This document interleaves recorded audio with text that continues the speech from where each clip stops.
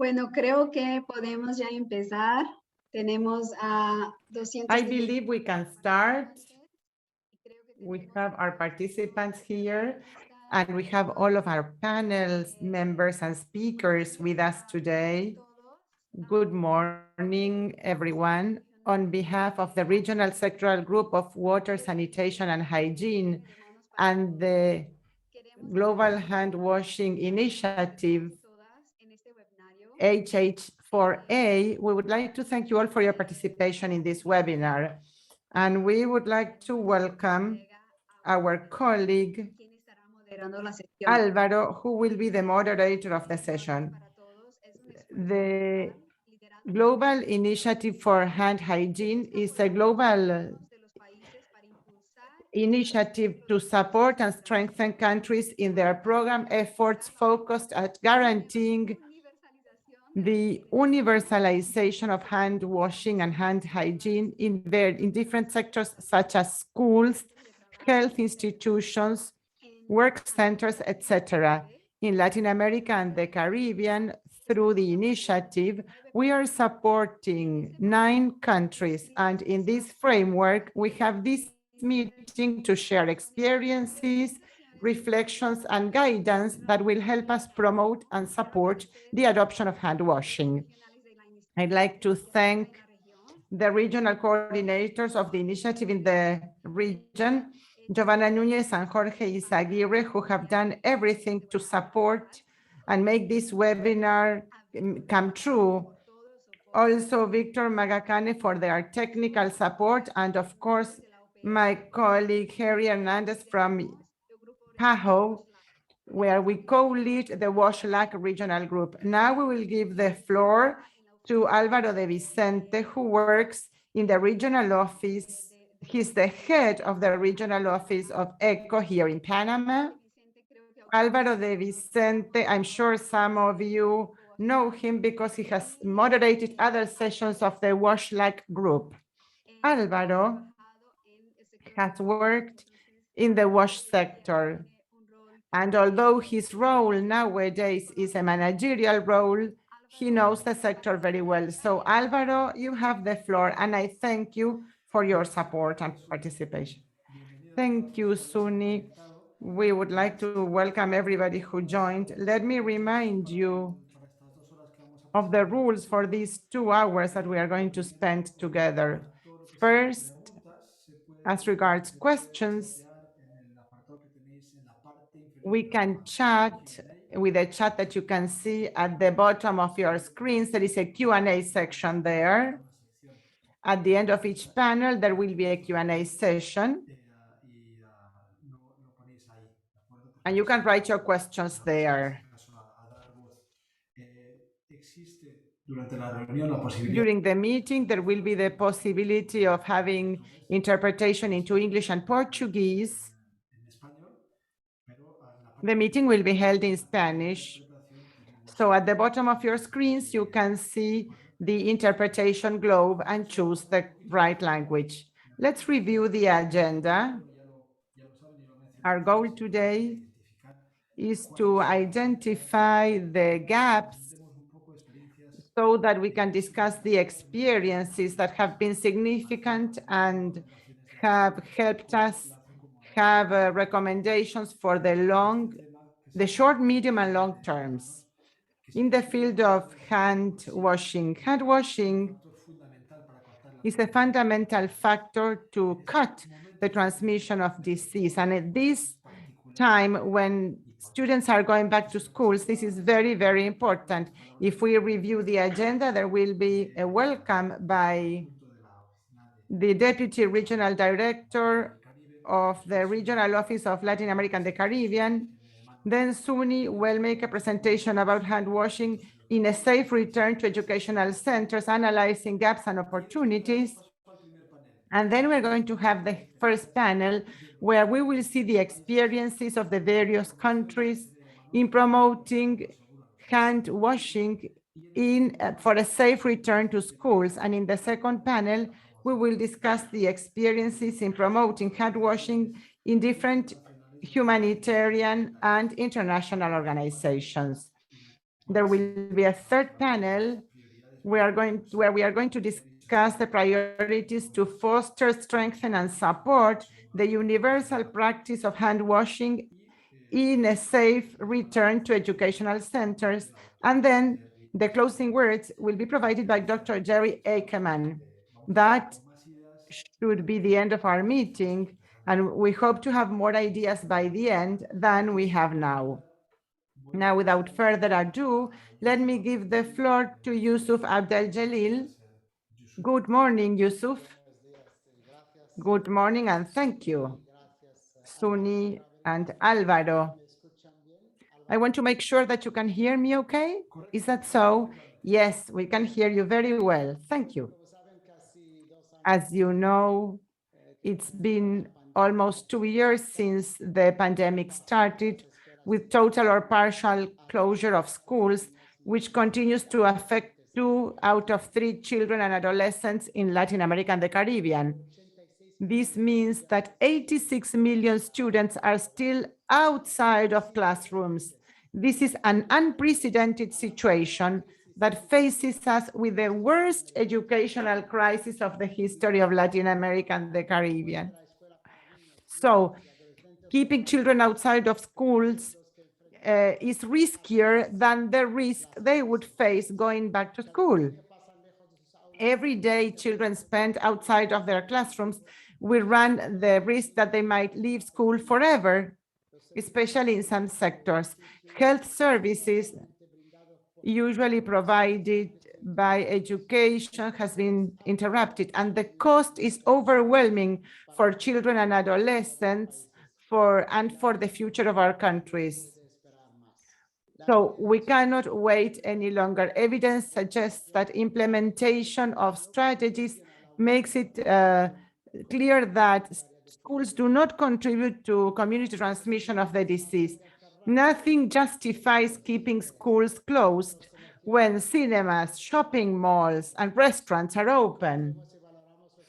We know and value the efforts deployed by countries in the region to mitigate the impacts. Many countries have started their processes of gradual opening of schools in the past few months, but it is necessary to speed up these efforts and reopen schools as soon as possible.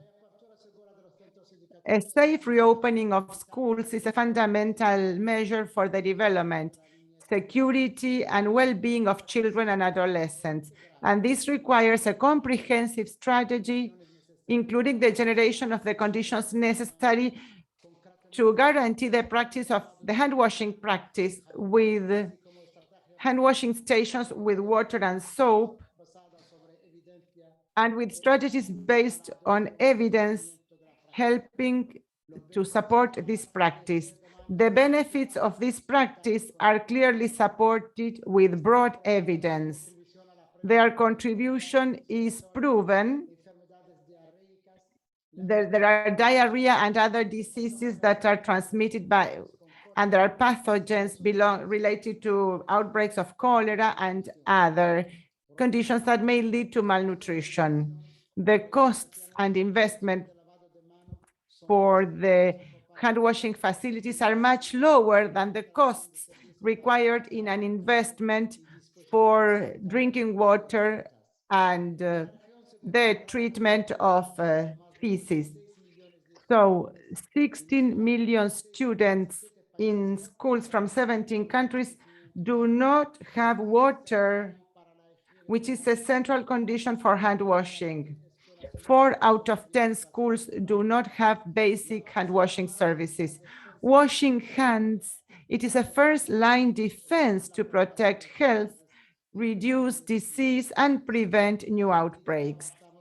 As we advance beyond the pandemic and we start living in the new normal, it is fundamental to maintain this momentum to move towards a universal hand washing, especially at schools. And in this context, UNICEF, the World Health Organization, and PAHO, hand in hand with other strategic partners, are fostering the hand washing initiative for all. We are working with key actors in the promotion and development of plans, projects, and initiatives to promote hand hygiene, achieving hand hygiene for all for 2030. This is a response to continue to motivate key sectors in each country. We hope that reflections shared today will help us have government, civil society, and private companies strengthen and foster the initiatives to achieve the reopening of educational centers in safe conditions. The pandemic represents an unprecedented opportunity to act and institutionalize hand hygiene as a fundamental component for health and safety in schools. So we need to take this opportunity. Thank you very much. Thank you very much, Yusuf. I fully agree with everything you have said, and I wanted to congratulate UNICEF and all organizations for this campaign for a safe return to schools, which is so important. It is important to remember the negative impact that closed schools may have. Now, we are going to give the floor to Suni, our regional specialist. Now you have the floor, Suni. Thank you very much, Alvaro. Thank you, Yusuf. Welcome. I want to welcome all 304 participants. We are very happy to have you here to have this discussion and advance with such an important topic as hand hygiene for a safe return to educational centers. I'm going to talk about gaps and opportunities in our region.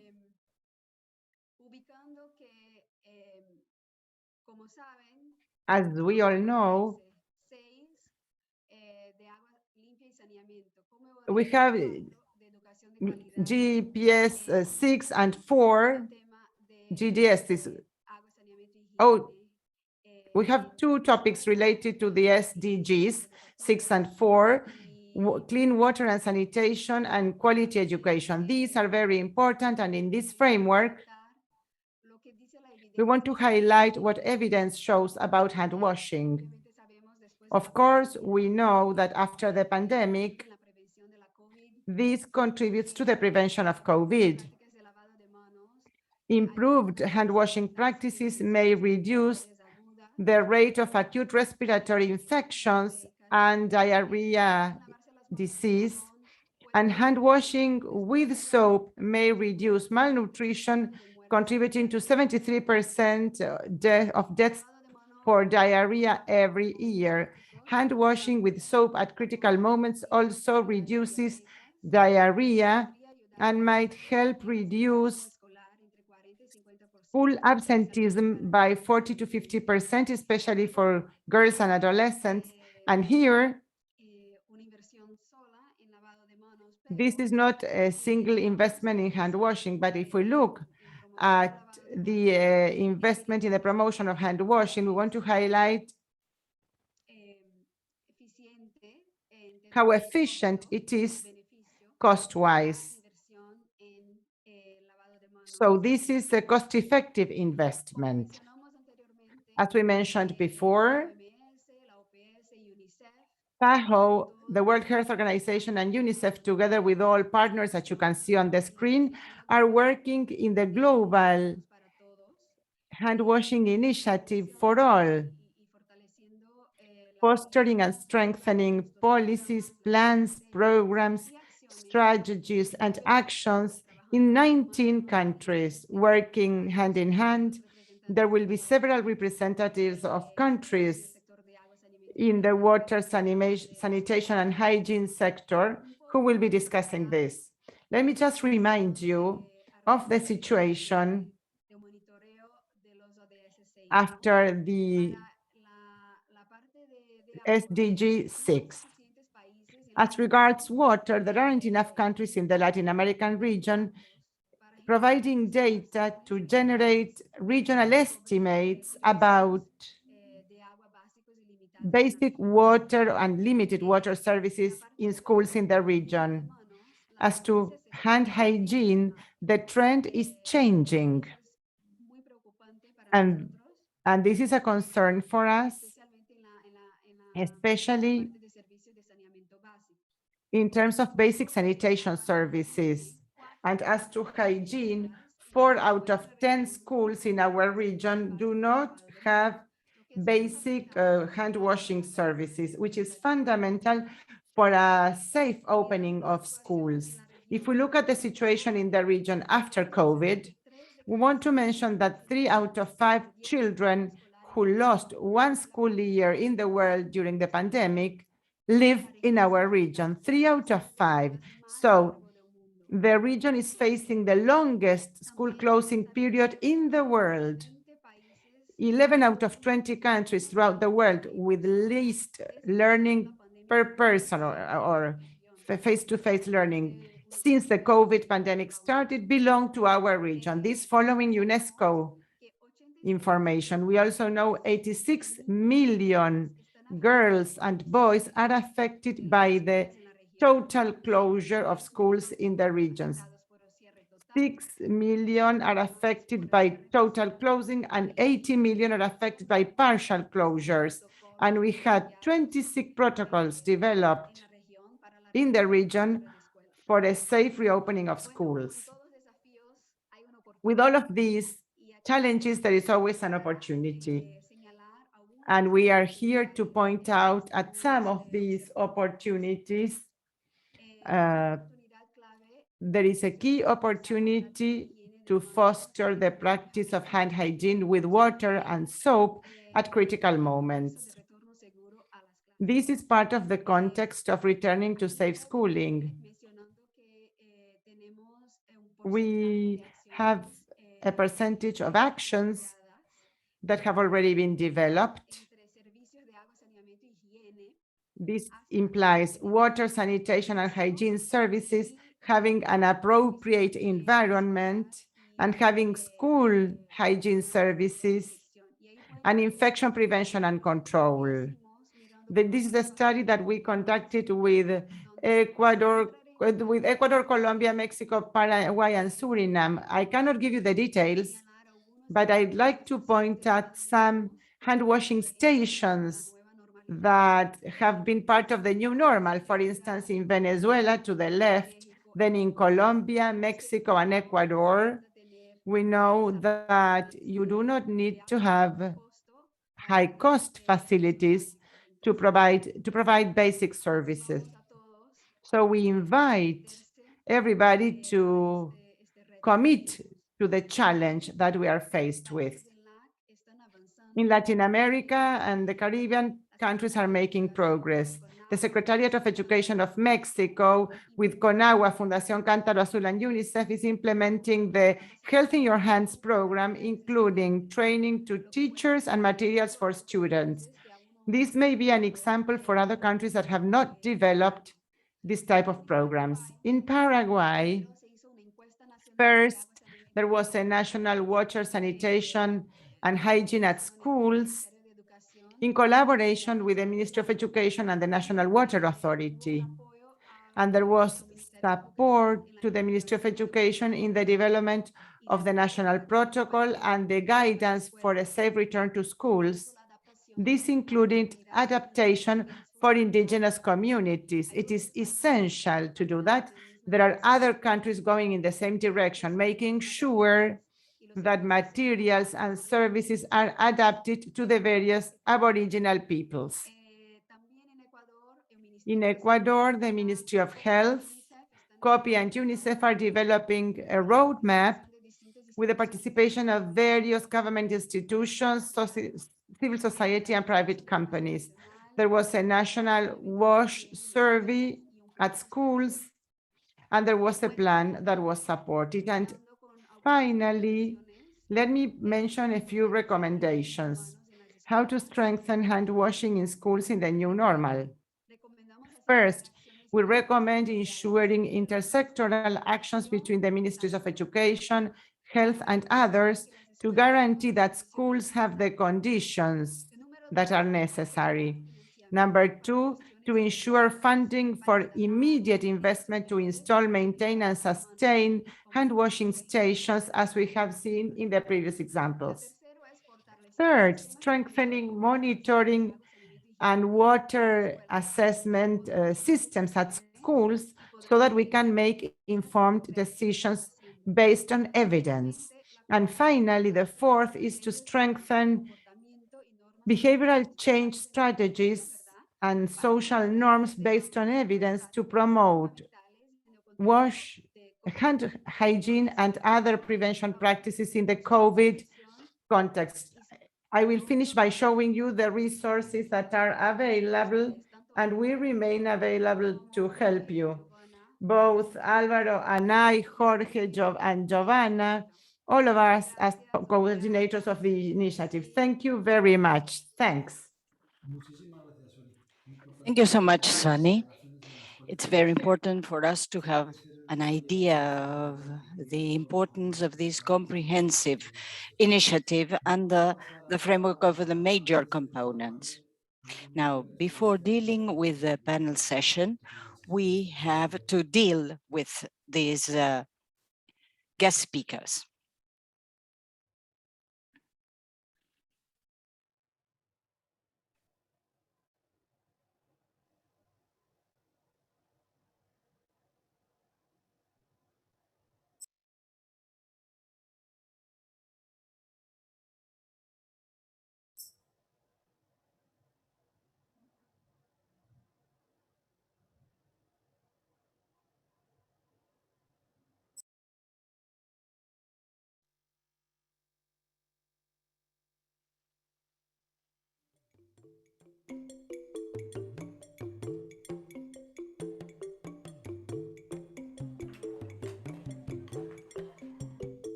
My name is Ariana, my second day at school, and please come with me and see what's going on. Safe school reopening. I'm getting into my school and I'm trying to see what's going on here.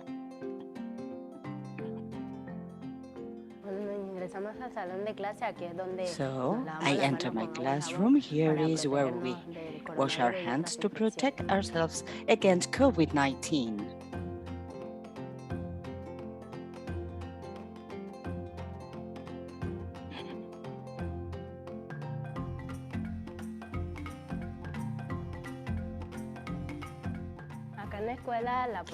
Here at school, our teacher writes on the board if something is not properly done by us when we are washing hands to protect ourselves from COVID-19 and other infections. Here you can see a special pill in order to have safe water, clean water.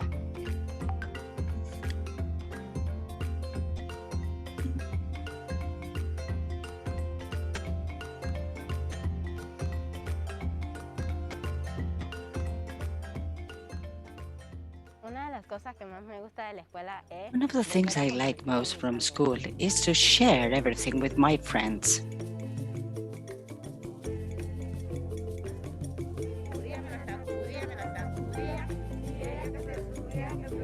Here we are playing together.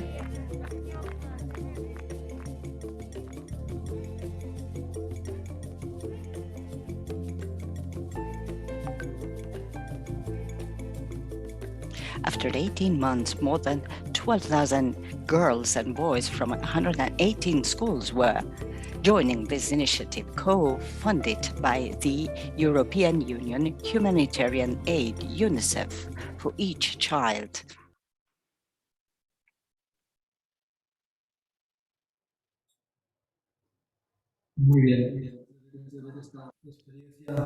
This experience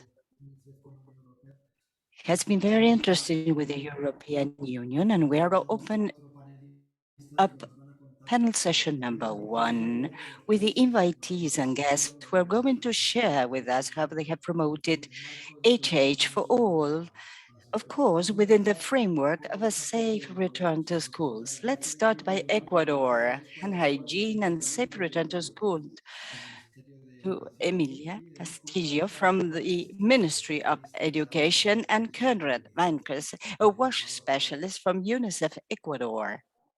Paso la palabra. Tenéis, discúlpenme para todos los panelistas, un mensaje, tenéis un máximo de 8 minutos. You have 8 minutes to deal with your presentation, and please stick to this time frame. And we know that sound is very deficient at this time. We are going to deal with WASH applies to schools, especially gradual return to classroom during the health emergency in Ecuador due to COVID-19. In Ecuador, we have learned lessons, and we have 118 schools there, particularly speaking when we deal at the municipal level, bringing us to basic education, 4,114 students, and we are supported by 207,000 teachers. 207,000 teachers, sorry. The sound is very poor indeed.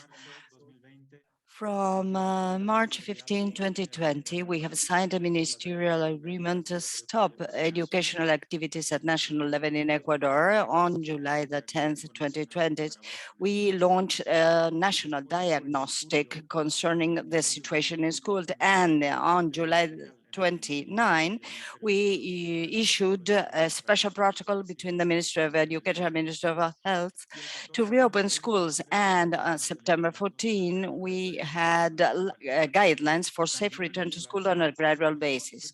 We also organized an online digital course for teachers in October 2020, and in January 2021, we organized a workshop, a cost workshop to assess the cost to cover the WASH gap in schools at national levels. And as from June the 1st, after some pilot drills, we started a safe return to schools on a gradual basis, scalable in Ecuador. Here you have some information concerning the educational system in Ecuador, different stages. So we are going to repeat once again how we organize this national WASH diagnostic in schools, a joint initiative between education, Minute at Risk, and UNICEF technical assistant. A questionnaire, which was online, sent to all the heads of schools at national levels based on questions and key indicators for WASH monitoring in schools. Next one, please. We also drew up a tutorial video so that teachers could facilitate how the questionnaire could be answered. 95% of responses and answers, we got it after the initial launching. Here you can see the list of educational institutions, level of WASH. Next one, please. This implies that for each schools, we know the level of water, hygiene, and sanitation level that is enable us to plan improvements. Concerning the hygiene protocols for the gradual use of school facilities, we organized along the lines of paying attention to a safe gradual return to schools based on the use of masks and the fact that the school community could achieve these targets. So we issued guidelines for security, safety, and well-being of the school community at national and international level. We took into account different care measures, use of masks, which is mandatory, different hygiene measures, such as frequent hand washing, traditional one, and also recommendations not to touch their faces with their hands. And of course, when children were going from home to school, to be over careful. Additionally, as a Minister of Education, we organized an online workshop for teachers along the lines of WASH 5 modules on the Ministry of Education platform, where teachers can access to this workshop. We have 9 courses already developed, and we have 14,000, more than 14,000 teachers who have taken part in this course. Safe Return to School, known by the acronym PICE in Spanish, shows the following data from this initiative. Data that have been provided by schools, where you can see how the overall school environment has developed, and also the will of parents and students to go back to school. We have entered into agreements and we have gained consensus with the community so that we could avoid dropouts, and of course all this against a safe environment and a backdrop, especially in the field of WASH initiative, and also taking into account a specific curriculum which may help students.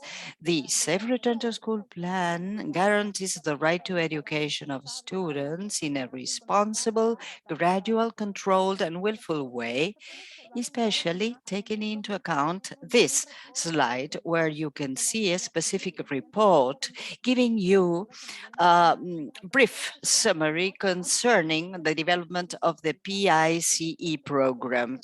Educational institutions, 4,000, more than 4,000, as you have here for 808. And of course, you have more than institutions that have been included, rural and urban institutions, 355,000. I'm sorry, she's going at full speed and the sound is very poor indeed. So the final goal is to guarantee that all children may return safely to school and give continuity to the educational efforts within this environment. The next one, please. Safe return to school, progressive or gradual return to education in our classrooms. As from October, we have given priority to rural schools. This return has been gradual, as you can see here in these three charts. Approximately 75% of all schools now are having a semi-presence education with constant ongoing monitoring, especially in the case of COVID and other infections, so that we have 0.007%. These are COVID-19 related aspects to safe school reopening. So now schools have shown continuity in the development of their classes and lessons, and we have been able to suspend lessons and classes on a specific basis. Taking into account the cost drill, we have estimated that we have to invest more than 160 million USD to cover this gap by country, and an investment of 20 million COVID related. And from UNICEF, we specifically support rural schools, $28 per student. This is a wash kit, including different key inputs in order to facilitate hand washing in schools. Therefore, we were able to have 150 schools, rural schools, that have joined this initiative, and we have facilitated this safe, gradual, and progressive reopening of schools.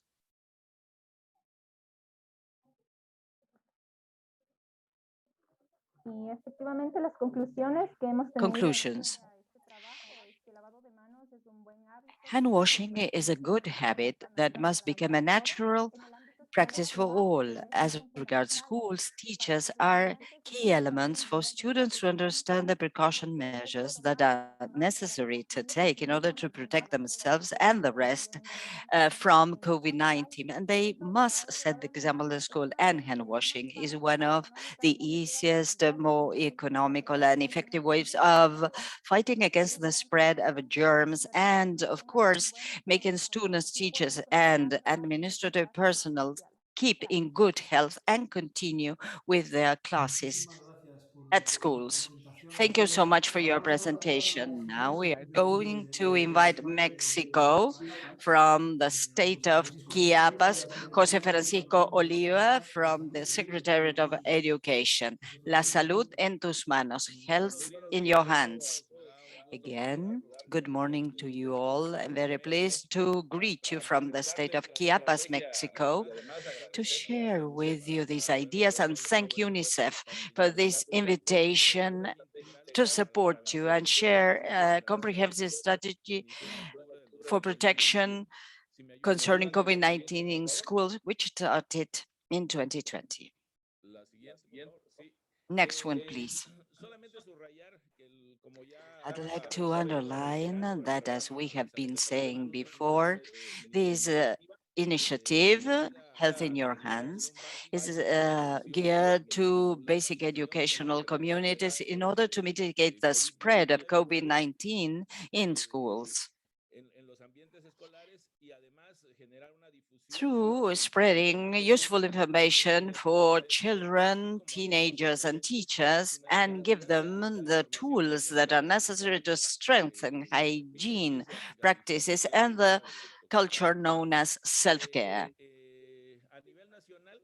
National level, this program covers 6 states, 476 schools, and more than 6,000 students. In October 2020, the state of Chiapas has been incorporated as a beneficiary from this program through the specific links concerning basic education at the federal and state level. We're able to monitor more than 76 schools included in the program, distributed in 29 municipalities.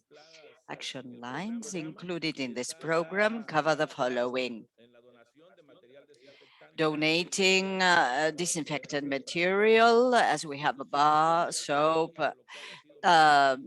disseminating teaching materials that have been very informative indeed, such as different notebooks concerning activities. And then as regards the installation of different hand washing posts.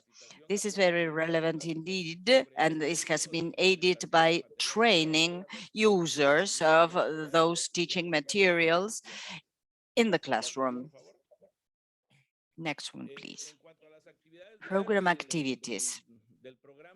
As regards hand washing, we organize a specific fair where we encourage safe distance and proper use of masks to favor better interaction between teachers and students. We organize a specific cleaning day in schools so that we may create healthy environments, because we are creating a sustainable culture within schools. We establish responsibility filters, as we call them, and we make use of a special health budget so as to dispel myths as regards COVID-19 and the proper use of a mask, and we train trainers.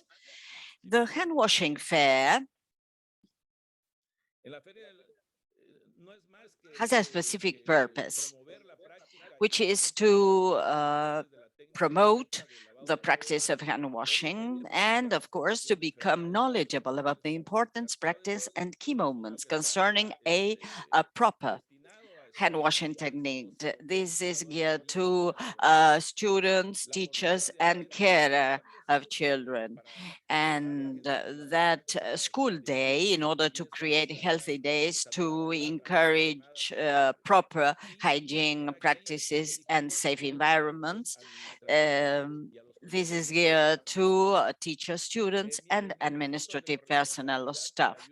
And of course, we want to create this specific culture of co-responsibility and the use of these health budgets or cards where we admit that it is highly important to have these so-called school filters and promote the use of these health badges or specific cards in order to monitor symptoms. And it is geared to teachers, of course, heads of family and authorities from the educational community, and training trainers has the purpose of disseminating information on the Salud en tus Manos program to teachers, primary and secondary teachers in Mexico, and it is geared to teachers and heads of schools and, of course, school and educational advisors. Next one, please. These program covering these 4 activities, 20 schools, between October 2021 and January 2022, and the time frame which has been estimated for school is 2 days, San Cristóbal de las Casas, as you have here in the list, Chenalbola, Trintana, and all the municipalities with the estimated time frame. Next one. Training trainers, 76 schools. As I mentioned before, these schools are distributed in these 6 regions, where you can see on these slides, Region 1, 18 schools distributed in 5 municipalities, Region 2, 23 schools, Region 3, 12 schools distributed in 7 municipalities, Region 4, 7 schools, 5 municipalities, Region 5, 5 schools, 3 municipalities, Region 6 on 11 schools, 3 municipalities. As regards program outcomes, here we have to lay emphasis on the following. Stage 1, creating knowledge in children through these activities that are based on hand washing, establishing filters, and interaction creates the fact that children become aware of their own body, and we are establishing relationship with the environment and the social environment. Children can acquire knowledge and gain insight on the importance of hand washing and hygiene, generally speaking. And this has to do with the development of skills that are necessary to create this co-responsibility culture, especially as regard establishing different procedures, as we have seen before concerning hand washing, which helps students become aware of the importance of these practices, as well as establishing health protocols and different interpersonal relationships during health emergencies and contingencies. Therefore, we have been able to see how students have been able to gain insight into the importance of these initiatives within the educational system of our state, the state of Chiapas, as well as other Mexican states. Finally, I think that this is very important because we are encouraging the so-called sustainability culture, which has to do with the value of health, our own health, and the health of the people we live together with. And therefore, self-care is an emerging value. And of course, we may forge friendly relationships with the environment and also at the level of our communities, social interaction. And last but not least, I'd like to share with you that this support by UNICEF to the state of Chiapas has been very important indeed, because we wanted to make this sustainability and co-responsibility culture a general idea to everyone. We have more than 13,000 efforts that we have been doing at the level of our state to strengthen this strategy, stemming from these experiences that we have shared with everyone. We have lost sound. Bien, les comentaba que yo agradecerles. I was telling you that I would like to thank UNICEF for your intervention in our state of Chiapas, because we are protecting valuable elements, which are childhood and, of course, adolescence. Thank you so much, Francisco, for your presentation. Thank you very much for indicating what happened with this initiative in Mexico. Now we are going to introduce Salvador, Mrs. Maria Mercedes Castillo from the Ministry of Education of El Salvador. Maria Mercedes has the floor.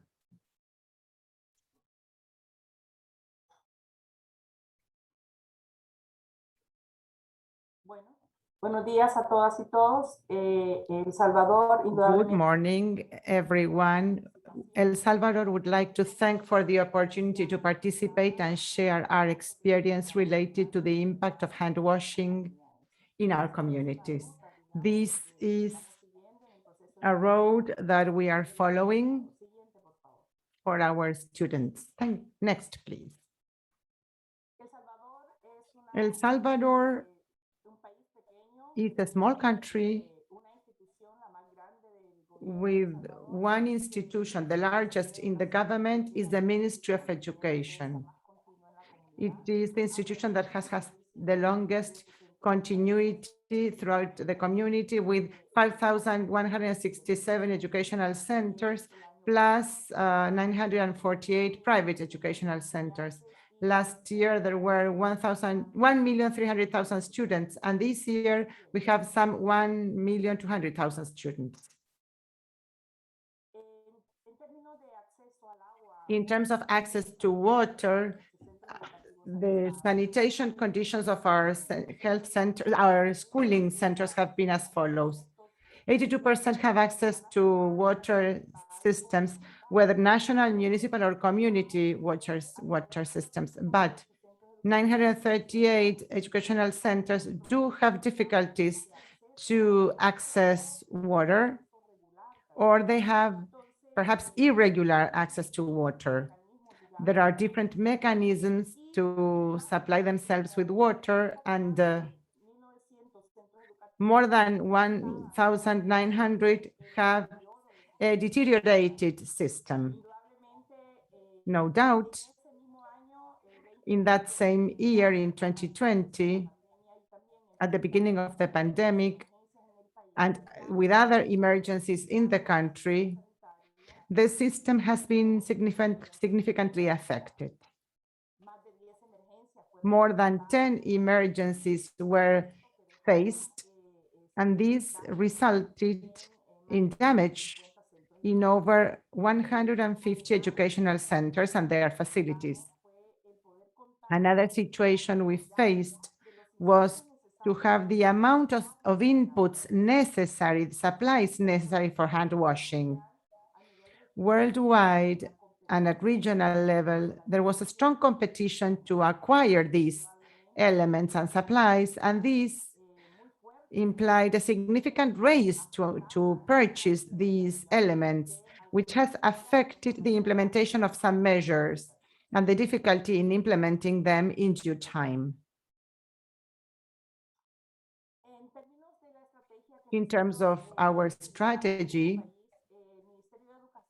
the Ministry of Education acted through its organizational system to respond to the emergencies. There was an articulation with other institutions, such as the Ministry of Health, municipalities, communities, etc. This in order to identify and act on needs related to access to water and the sanitary condition of educational centers. There was significant interinstitutional work through various roundtables where sanitation kits were evaluated and validated at school level. Another important aspect was to have baseline information to provide information on the health and water conditions of our educational systems. This implied an action by the ministry, and some alternatives were developed, such as some signage and informing people of measures and mechanisms, for instance, as to how to wash hands. There were regulations such as circulars from the ministry to provide guidance on biosafety in hand washing. And of course, we disseminated through the mass media and the social media the various promotional activities related to hand washing. Next, please. Another important aspect was preparation for a return to schools. We insisted on doing this with happiness and in safe conditions. So we tried to show the educational community that they would go back to work, and we had guidance for teachers and institutions to work with this. It was important for all of us to design protocols and normalize these protocols, verify access to water and quality of water among institutions, and of course, improve the hygiene and sanitation infrastructure. This implied the installation of hand washing stations, more than 600 hand washing stations in educational centers, and the repair of the sanitation infrastructure in 757 educational centers.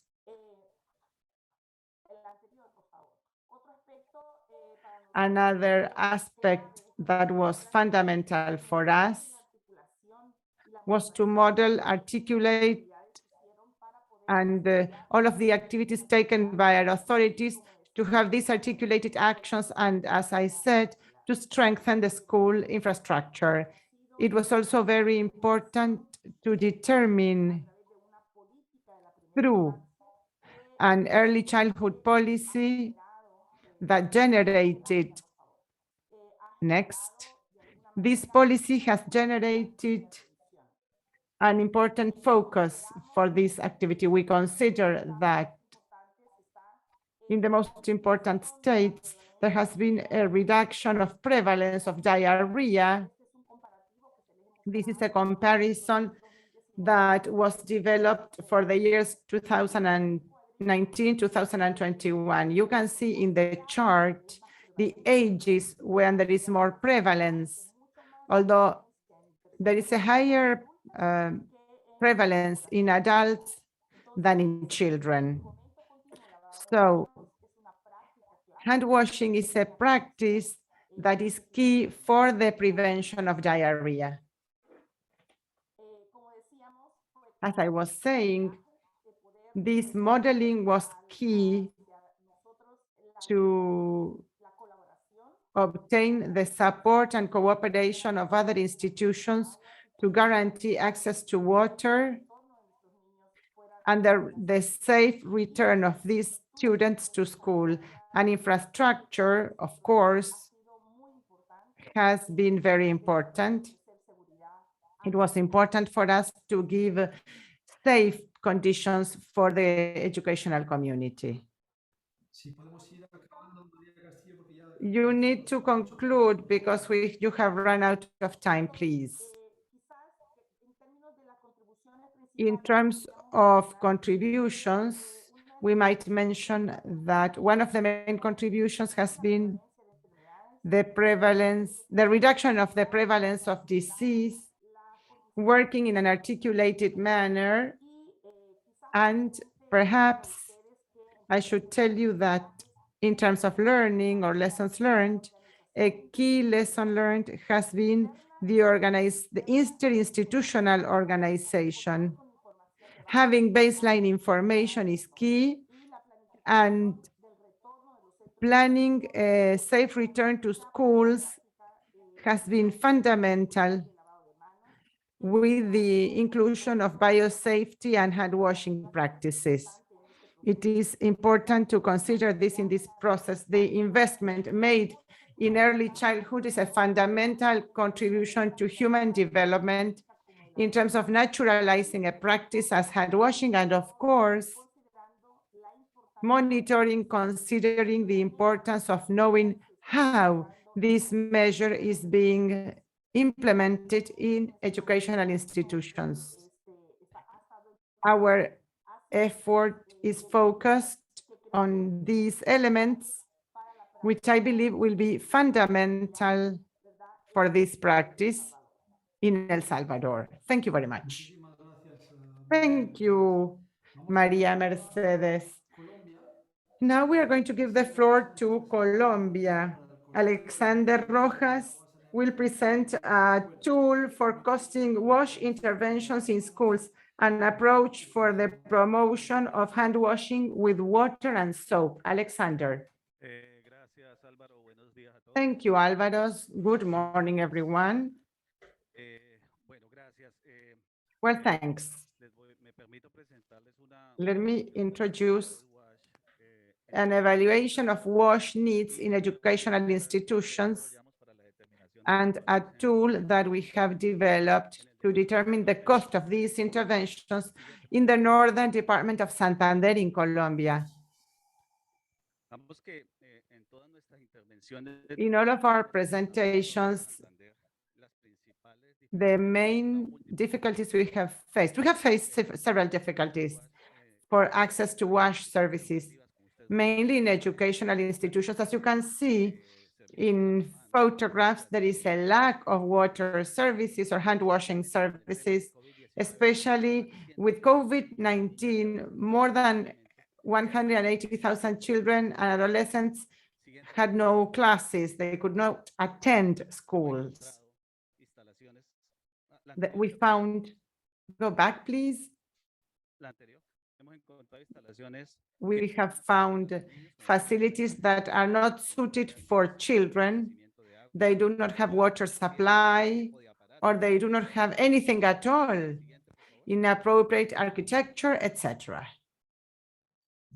Entonces, digamos, el principal reto que nos hemos The enfrentado main challenge that we have faced in our department was that we needed to create a strategy to determine the WASH needs in all educational institutions in our department.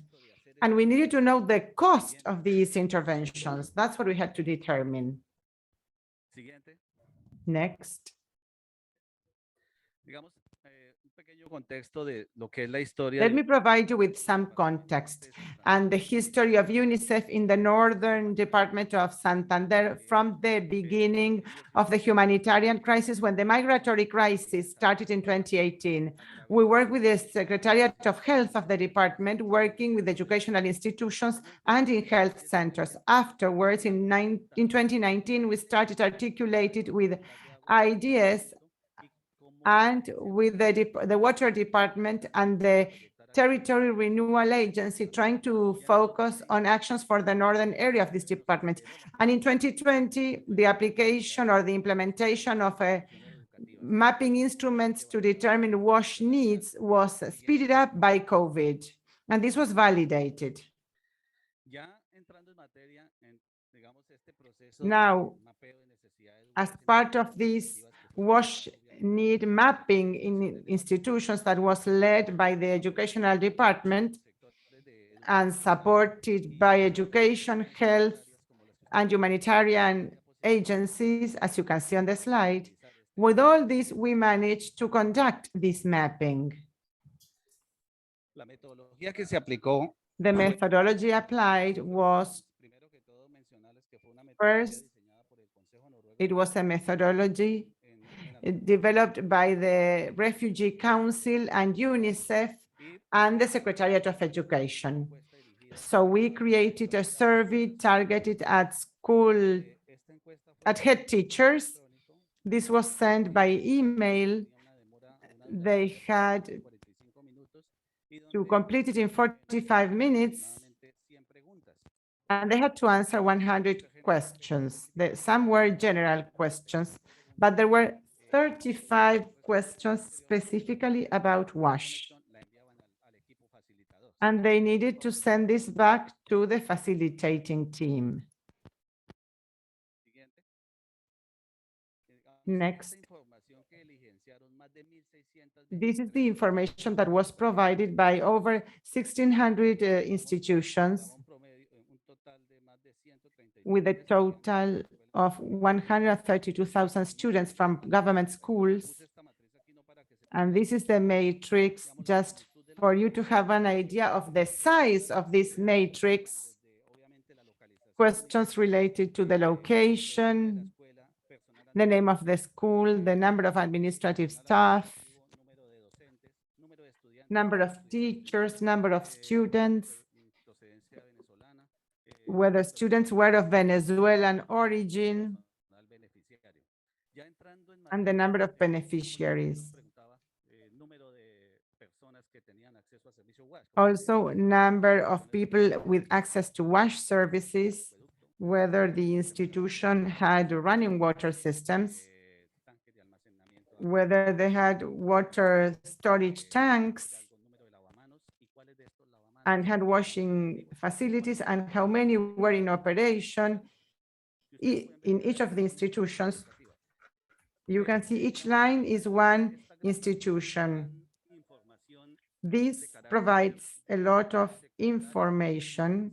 por el personal de las instituciones educativas. Es una This is provided by educational institutions. This is valuable information that allows us to have qualitative and quantitative information about the state of WASH. La pregunta que se nos viene es, bueno, listo, ahí están So the question is, el diagnóstico de las instituciones educativas this is the diagnosis of educational institutions, over 1,600.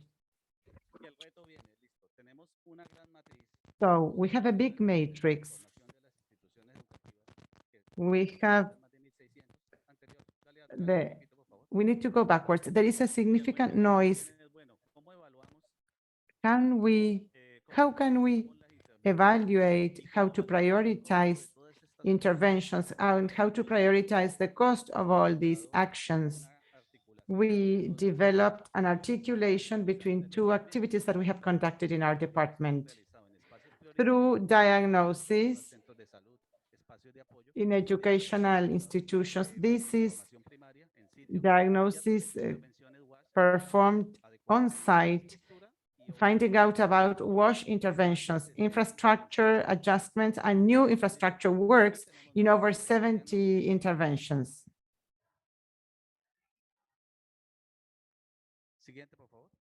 Next. At the level of diagnosis, as you can see on slide, in each visit, we need to go back one slide, please.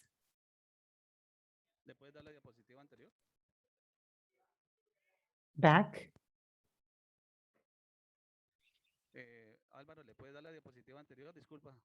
Álvaro, we need to go back, one slide back. Thank you. So the diagnosis that we have developed in over 70 prioritized spaces. I have a very bad connection. The speaker is saying that he has a very bad connection. So the two ways to do this have been through diagnosis in each of the spaces. As you can see, there is a specific evaluation of each space visited based on the installed capacity. We are talking about educational institutions. We developed a budget and have a matrix for each intervention. And as you will see in the next slide,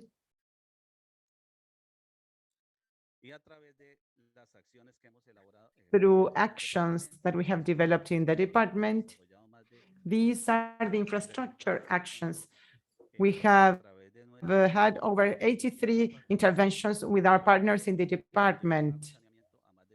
This allowed us to bring water and sanitation to more than 38,000 children and adolescents. So this benefits a given number of people. This was designed through installed capacity, and we have a ratio which I have called the investment per beneficiary index. That is to say, the investment per person, per student. Alexander, you have run out of time, please. You should conclude. This index is the investment per person. This taking into account the installed capacity of each site. But this changes according to the location.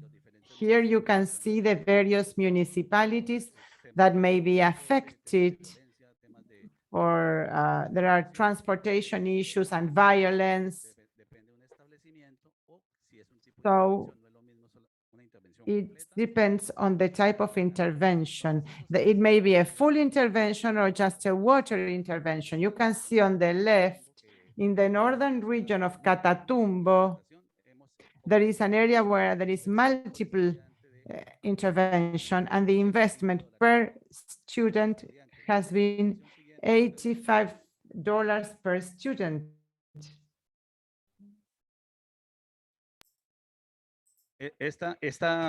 Ya terminó, Álvaro, gracias. Con este índice. I will finish with this, Álvaro. I can extrapolate this index to any municipality in the matrix. You can see some prioritization criteria, and we can have very good budget estimates so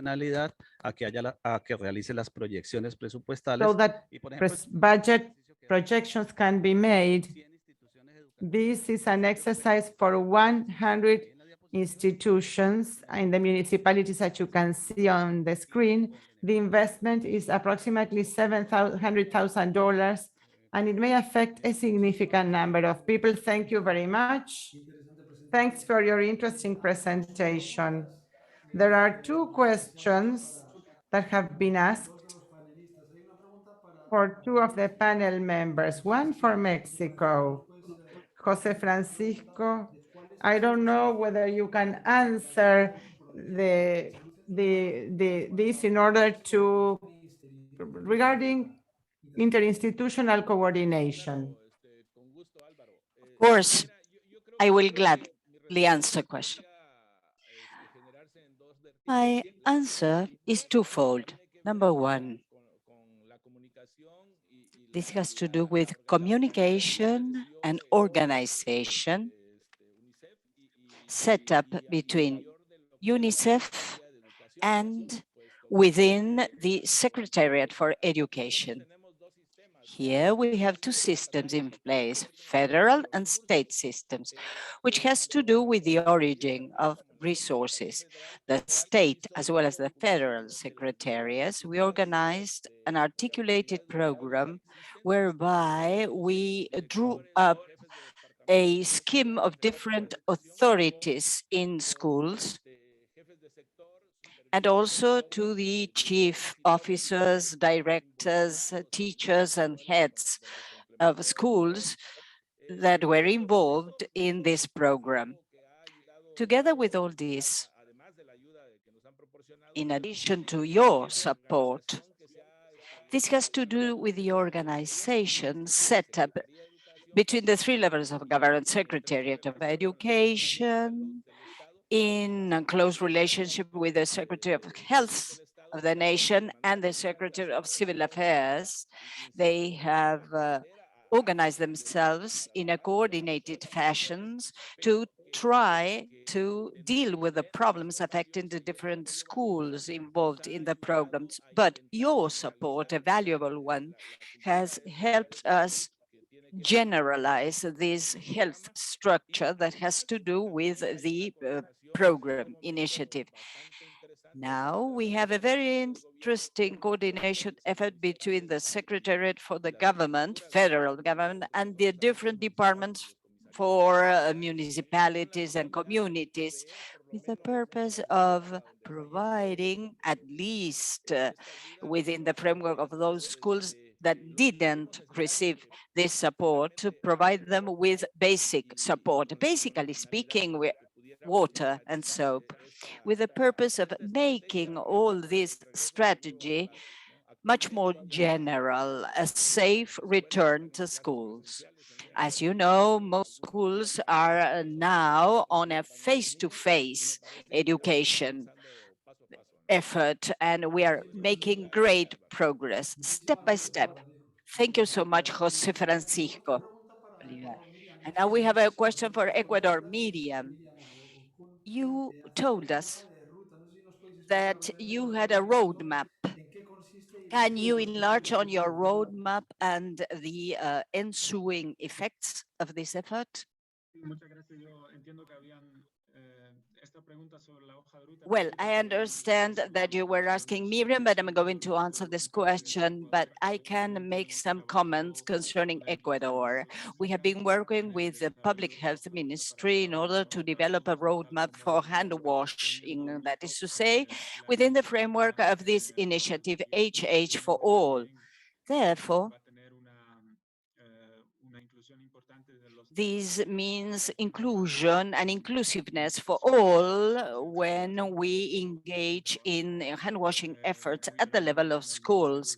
This goes hand in hand, as I mentioned, with the Public Health Ministry, because of course they are competent in these issues. And then there was another question on the availability of information concerning Bolivia, and maybe I can answer something in this regard. Yes. As regards available information and the Ministry of Education, I invite you to try to access our webpage, where you will see that we explain all the procedures that we have put in place together with the ministry.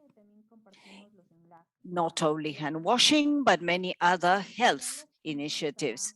At ministerial level, you will find all the information available to you. Muchísimas gracias, Miriam. Thank you so much, Miriam. Bueno, yo creo vamos a acabar aquí con este panel, que estamos ya We are going to un poco close this avanzados panel de tiempo. session right Quería hacer now. algunas cosas We have a así tight breves, agenda. ¿no? Time is of the essence, but I'd Aspectos like que to creo make a brief que son summary relevantes que tengan of importancia para ideas toda that la have really driven my Bueno, attention pues, concerning national pues, efforts, which are a todas las fundamental basis for planning que se han hecho, and yo mapping creo que nos ayudan all en the este aspecto. HA for Pero all luego efforts. esa idea de las jornadas And de on the other hand, I en México, like to underscore the day sessions that you organized in Mexico identificar los facilitadores in order to dispel myths concerning health issues.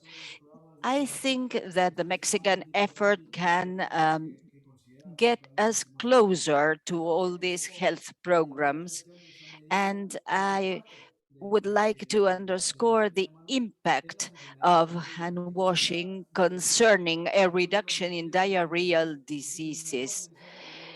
I think that this is one of the best messages I have ever heard in this regard. And please, let me remind you that we are more than 440 participants. So our panel members are drawing the attention of many, many people indeed. Thank you so much for your participation and sharing with us all your efforts in the field of hand washing. Of course, we have the presence of international agencies, and now I'm going to give the floor to Sylvie Palacios. And we are going to speak about a change in the behavior we have seen in schools concerning hand hygiene. Thank you so much. My pleasure to be here with you today. I understand that I may be showing you my slides as well. Thank you. Okay.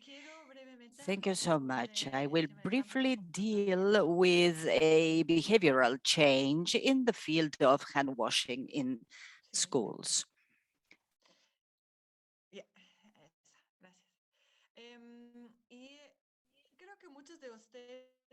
I think that many of you are aware of the fact that a behavioral change is very important indeed, but I would like to reiterate that access, infrastructure, terms as such are very important indeed, because we should have access to a basic infrastructure. This is essential, but it is not necessary to ensure proper hand washing. And this is the reason why we have to change our behavior and the behavior of those people that are making use of that hand hygiene infrastructure. Proper hand washing, as you all know, is of the essence, but there are different ways of washing our hands, and we have to try to change specific habits in this regard as well. What do we mean by a behavioral change?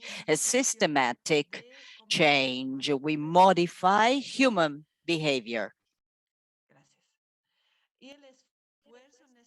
We have to make the necessary effort to change these habits based on evidence, data, and theory. Therefore, it is also very important to see that all this is based on data, scientific data. Therefore, we have to gain knowledge in the risks of not changing our behavior and running into enhanced risks, that there are differences among the different arguments and propositions, and that we should engage in efficient and sustainable interventions.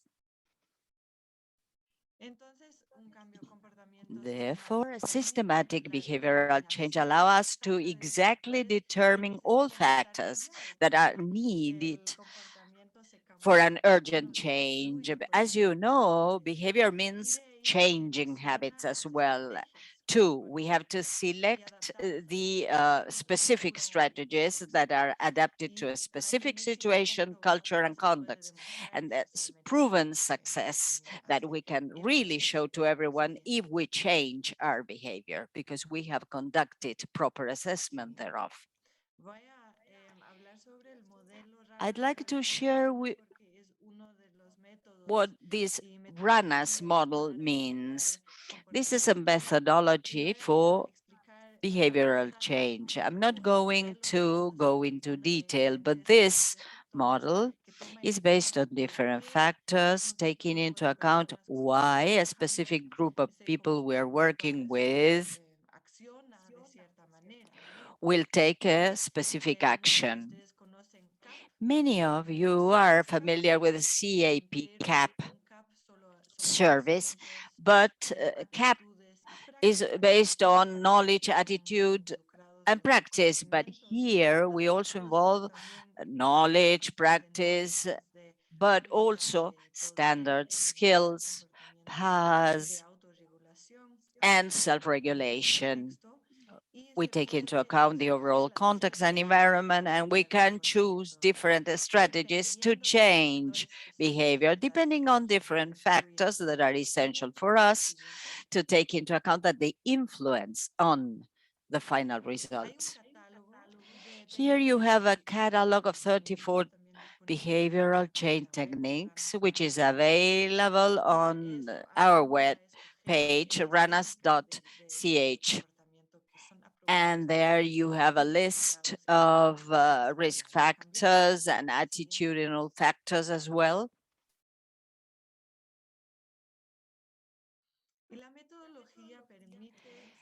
This approach enables you to follow certain steps and stages, and it gives us certain tools to perform such stage. And of course, the outcomes are used for improving the next stage, and we are in this way applying a systematic behavioral change technique or strategy effectively. This method has been already used in more than 30 countries by numerous organizations, a great number of them, and we can show the specific results in our behavior by 75%, as literature shows, literature that has been duly published. Indeed, I will share with you a couple of examples concerning our efforts. We are working with Ecuador as well. Child Fund Ecuador, together with us, has been developing diagnostics with families, with children under school age. Parents have shown that there are determining factors in the field of hand washing, and these determining factors are concerning risk, vulnerability, knowledge, especially being vulnerable to certain diseases if they don't wash their hands. Two, social behavior and standards. I mean, community behavior, approval from other people, and last but not least, skills to know how to wash our hands, to have a specific plan for one hand washing purposes. And of course, trust. Trust is very important because you should be confident enough that you're going to show that you have washed your hand properly. And there are barriers indeed. I mean, being in a hurry, lack of water, absence of a specific plan for washing hands because there is no water, there is no soap, I'm outside my own home, and of course, forgetting about washing our hands. Number two, determining factors for teachers. As regards always HH for all, risk, knowledge, emotion. Many people are very tired. Teachers are burnt out. People are tired and they don't want to wash their hands as frequently as needed. And we have to work against those emotions. Skills. Skills are very important indeed. Again, how to properly wash our hands, to have a plan in place and be confident, and self-regulation, to be attentive at all times that we need to wash our hands once and again. And of course, what will happen as a barrier when there is no water or no soap, if we are in a hurry, how we will wash our hands, and of course, not to forget to wash our hands. Point number 3, Child Fund Ecuador, determining factors to teach how to wash our hands to students as well as to teachers. This is very important to protect ourselves from diseases. I mean, teachers should be teaching all these standards to students. 60% of them were planning to teach these rules to students if they return to face-to-face education. 40% are not currently doing so. So what should we do? Well, time's up. What should we do to have teachers teaching these rules to students? Well, the teachers should be knowledgeable about health. They should feel more confident when they are teaching those rules. They have to feel good about teaching them, and they should feel that they are approved by other people. They should be skillful enough to know how to properly wash their hands and how to properly teach students how to wash their hands too. And of course, self-regulation. Let me see.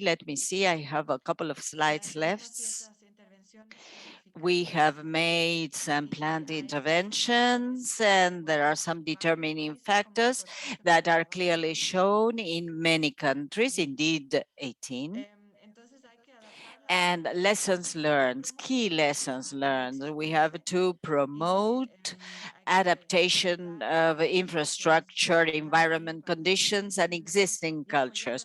We have to improve washing facilities and resources, making them accessible, visible, where we have to promote behavioral change. Thank you so much. In the case of our system or strategy runners, we have a workshop in place. And of course, please write to my address here and I will give you information. Thank you so much.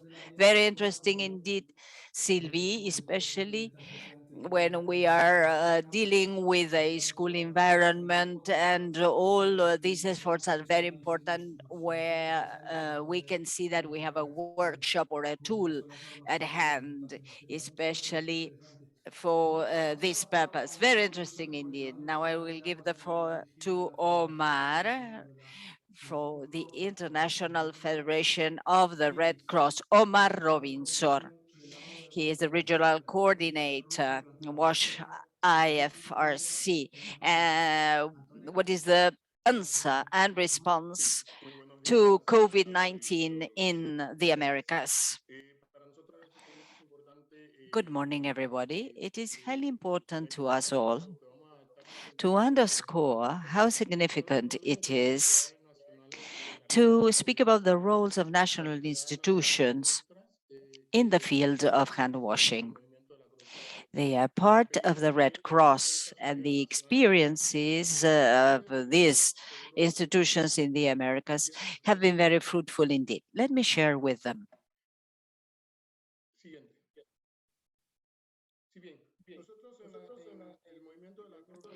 We, from the Red Cross at the level of the Americas, are working with 39 national institutions in the Americas, which play a secondary or ancillary role in addition to the public powers or governmental powers. And there are 7 basic principles guiding us in our efforts. I'm not going to deal with them. We have a presence at national coordination tables, risk reduction, response, WASH response. And we have a network of voluntary people that are helping us in the field of community action.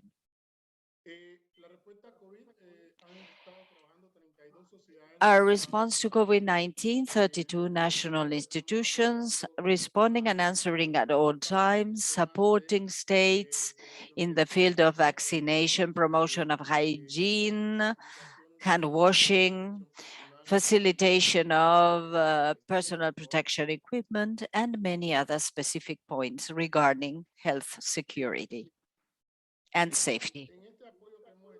As regards hygiene promotion COVID-19 in the Americas, we deliver hygiene kits, PPE kits, and some activities that are related to recreational activities, including hand washing, and we give out handouts concerning educational efforts in the field of hand washing, the development of hand washing facilities, and many other activities. There you can see one of our national agencies working along the lines of the Red Cross in schools and community centers in the Americas. I'm delivering my speech at full speed because I know that time is of the essence. What about promoting hygiene by improving facilities, clean water efforts, and also menstrual hygiene for girls and waste management, solid waste management, and also taking into account the problem of immigration. We are providing services, tools, and equipment in all these different brackets in order to guarantee that health will be ensured along the lines of all security and safety parameters and benchmarks. Antonella, please, next. Yes. Thank you, Omar. And here you have some specific examples in some countries, such as the work done by the American Red Cross. Good practices include education, peer education at all levels, and in preschool children and school children's health activities, clean water promotion in schools, and trying to cure the absence of clean water and filling septic tanks with clean waters, especially taking into account Global Hand Washing Day, training more than 30,000 girls and boys as hand washing is concerned. We also have the case of the Costa Rican Red Cross, who have focused their efforts in the promotion on social media, sharing materials for various age groups, and they expect that next year they're going to have the support of the Ministry of Education so as to strengthen these messages in virtual classes, although they have also included, as many other national societies, the promotion of hand washing within their responses to other emergencies, because this is part of the new normal that we are working with. With the Dominican Republic Red Cross, we have worked very broadly in hand washing promotion, working with schools. 151 hand washing facilities have been installed in health centers and other institutions. 3.7 million people have been reached. There have been lectures on the right hand washing technique, educational materials adapted to various age groups. Hygiene promotion activities have reached 3.4 million people, and they have distributed hygiene kits. The Argentine Red Cross has an initiative for access to water, sanitation, and hygiene in the north of the country, in Salta, where they are producing drinking water. They are delivering filters and purification powder, and they expect to continue to have dry ecologic kits, but they are also working the social media with sensitization, communication of risks, and the delivery of kits as well.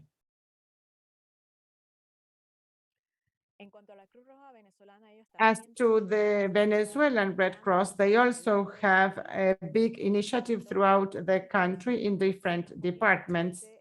Especially, they support the rehabilitation of medical facilities, not only belonging to the Red Cross, but also in others. And they have trained over 10,000 people in hand washing, with 39 hand washing points and 39 sanitation systems installed in 8 hospitals, over 200,000 soaps delivered in communities, and they are also puppets to give key messages to different population groups, emphasizing the right hand washing technique in the framework of COVID-19 and any other disease that may be prevented with this behavior.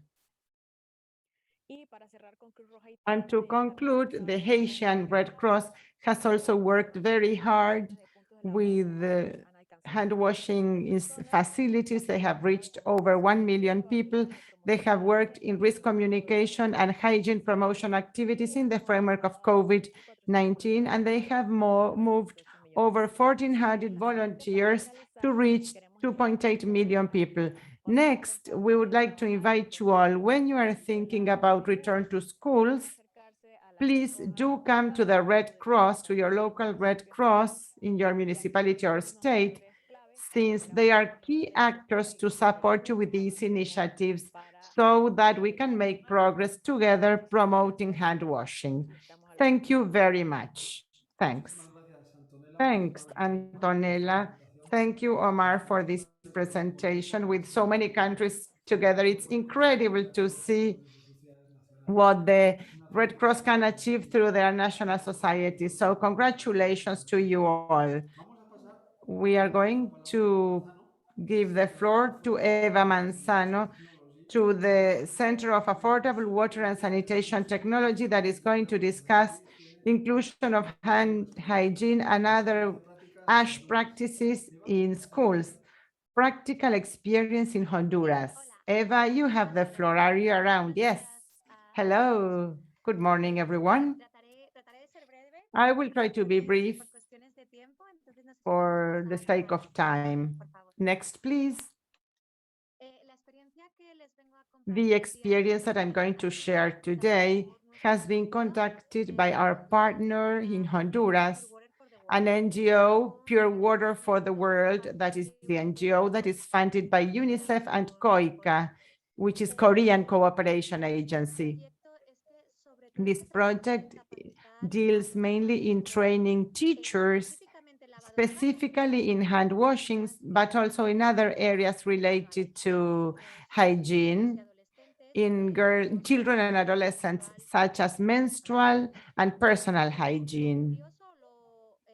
What's special about this program is that these topics are present in curricula in Honduras. The problem is that oftentimes, especially in rural areas, when you have one teacher for several courses with multiple children, they end up prioritizing training in mathematics or Spanish language. And these messages related to hygiene and hand washing are always left behind as the least priority. So the way in which we have said this was that we should not talk about hand washing in social sciences, but include hand washing in other subjects such as mathematics, physical education. Something very important about this model is that they have managed to reach an agreement with the Secretariat of Education, implying that this way of training and working with teachers to include training programs in their curricula are included in the methodological manual for the integrated climate change and risk management. This is a law. It implies that every school needs to have one of these school safety plans, including the topic of hand washing and hygiene. So it's not something that they can leave behind or unprioritized. It is rather something that has to be there. They are forced to include this, and they need to include it differently from the traditional messages that have been used in the promotion of hand washing. What is the difference in including these topics in the curriculum versus having a traditional promotional campaign, such as those campaigns that are taking place now with the World Hand Washing Day on Friday? Well, first, this is not necessarily focused on children, but rather in raising awareness in teachers and school personnel. So this is prioritized so that importance is given to these topics, so that this topic is included in various subjects and not only in specific campaigns where children are educated. Also, the fact that it is increased awareness with teachers implies that somehow there is more support to maintaining the school infrastructure. So if some supplies are required, such as soap, or if towels are necessary, this should be better organized by teachers and also involving the parents.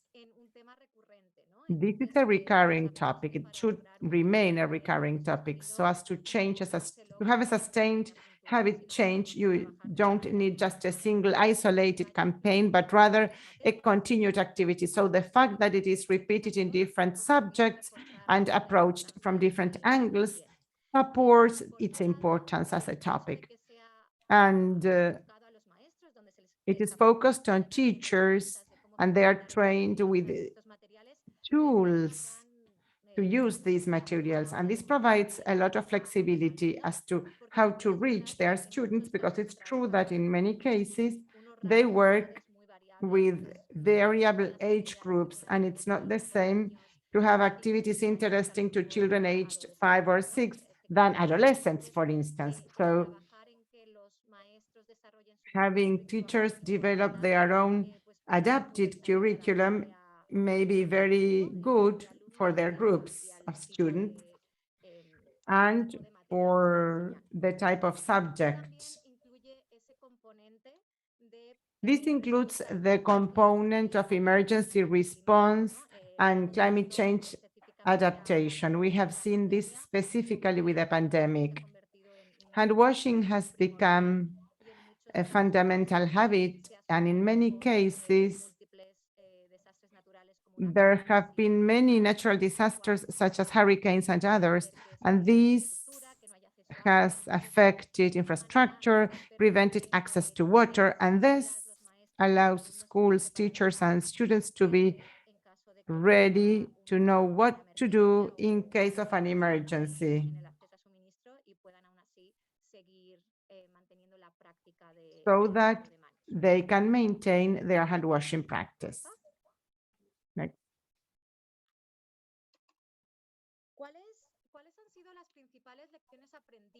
Which have been the main lessons learned and recommendations?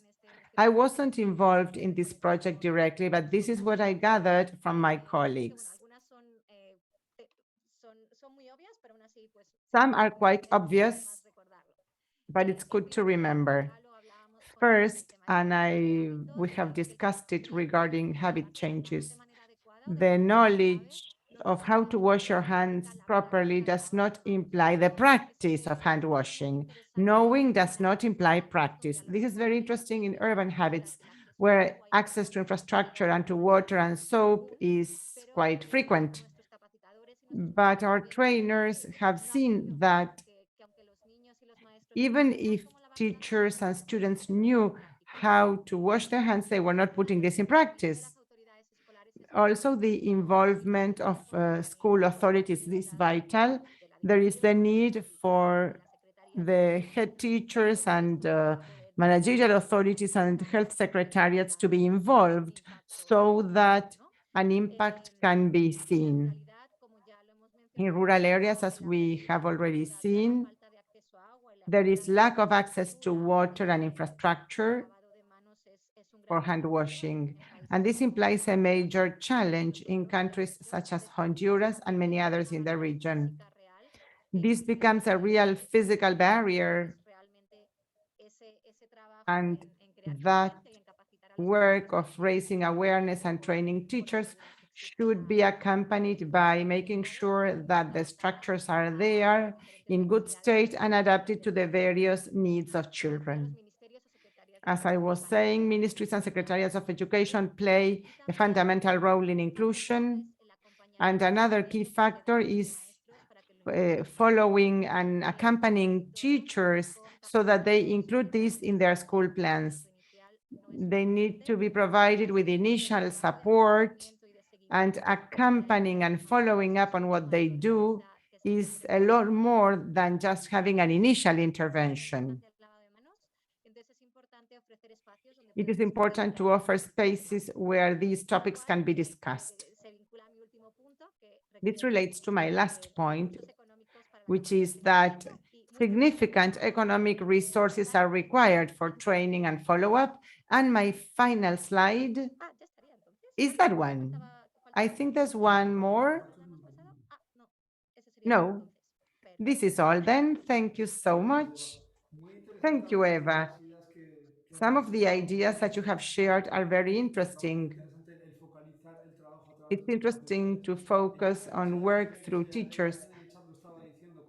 Somebody was saying that we consider that hand washing should be included in the curricula, and that should be part of the law, because then that's the best way to make it sustainable. And then your conclusions were also related to the first presentation. Behavior knowledge doesn't necessarily mean that there will be a change of habits. Sometimes there are difficulties and we need to consider this systematically. We have one question for the International Federation of the Red Cross. Based on your experience, what are the main recommendations for the community promotion of hygiene at schools? I don't know whether Omar would like to answer this question. Sure. As regards our experience, we have found that involving when you involve all actors in a community, that is important. It's important because we need authorities to guarantee that there will be an improvement of infrastructures so that this hygiene promotion plan can work, as well as an appropriate garbage collection system with appropriate infrastructure for hand washing. And it is also important to involve schools. Since the COVID-19 pandemic started, we have included a very strong component of psychosocial support because of the impact that COVID has had on people, especially on children who are not attending schools. That is why we are supporting teacher training so that we can have a comprehensive approach of the psychological aspects of children when returning to schools so as to facilitate their return to education.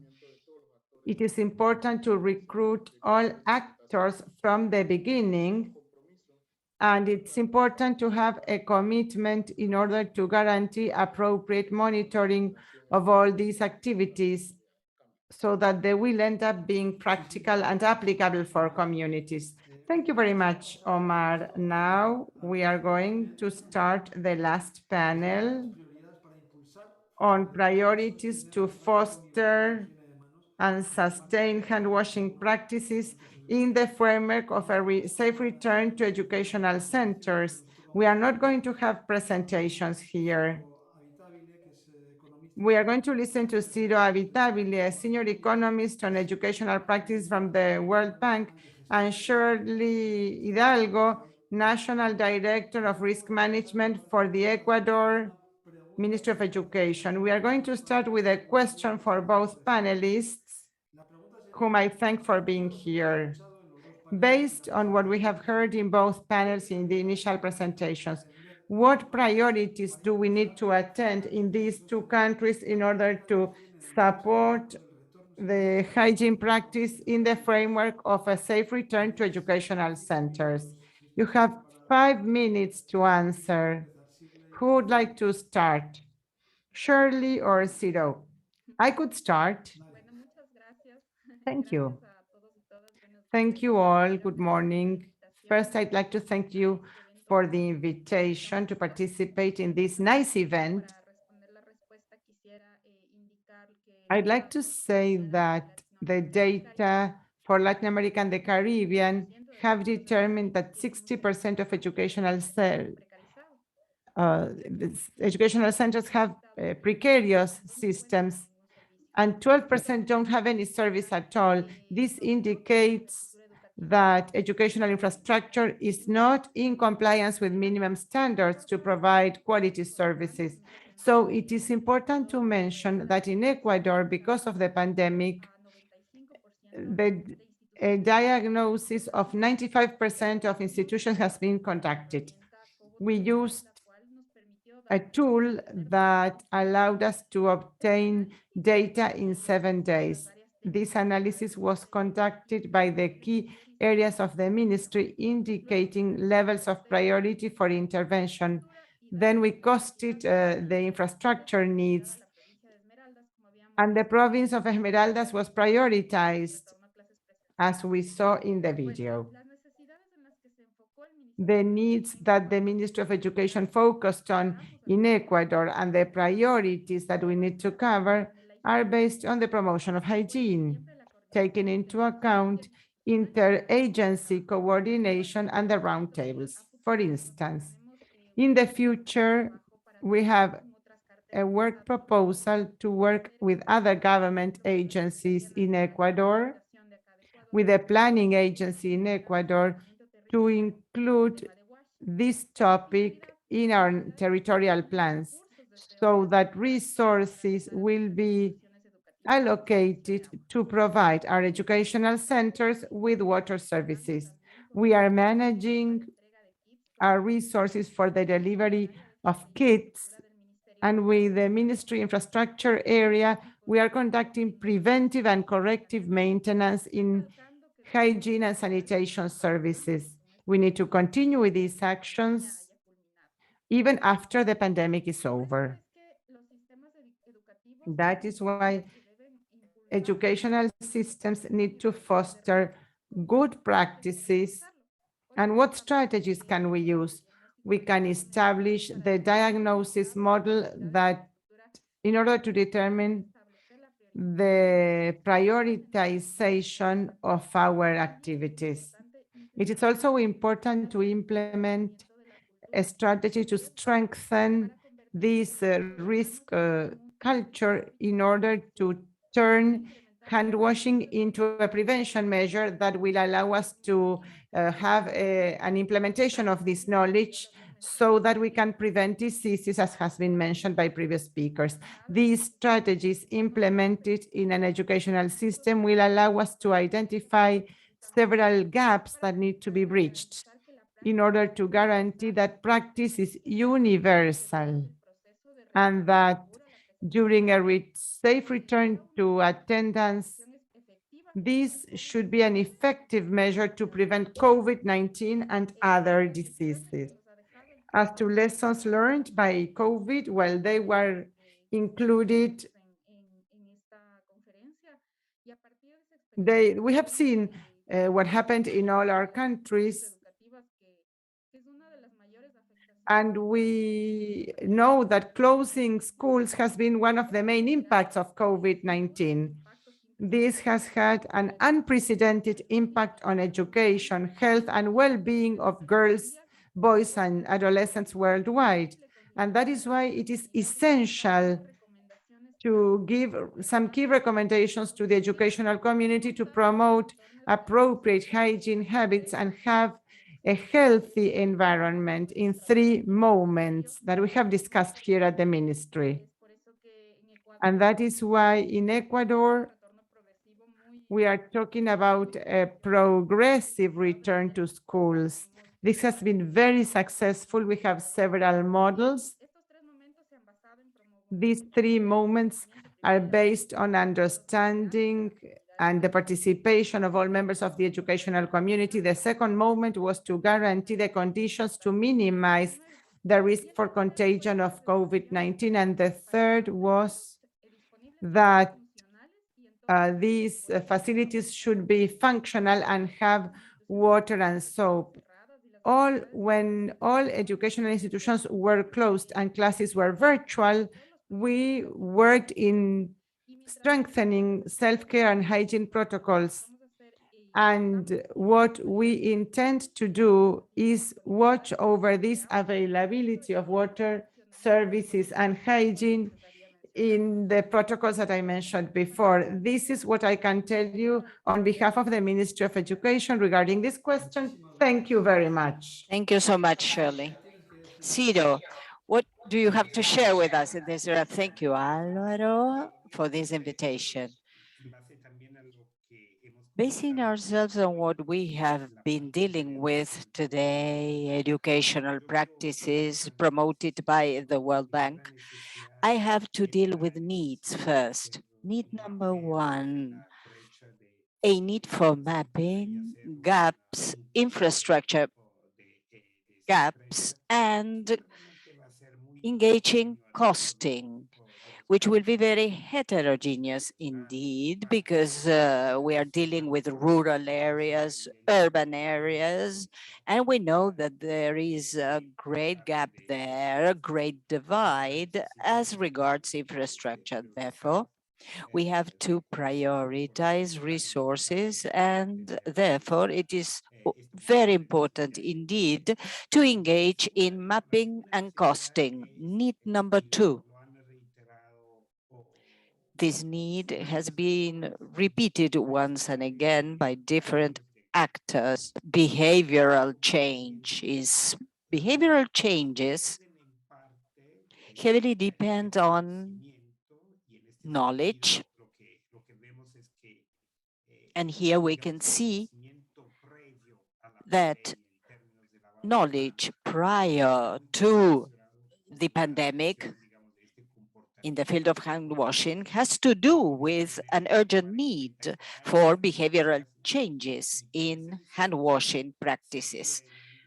And by establishing the differences between the before and after scenario, we have not only conducted information campaigns, reach out programs, and also interventions that may enhance the role of social rules and standards that may finally favor a change in hand washing habits and visually emphasize in a very easy way how important hand washing is.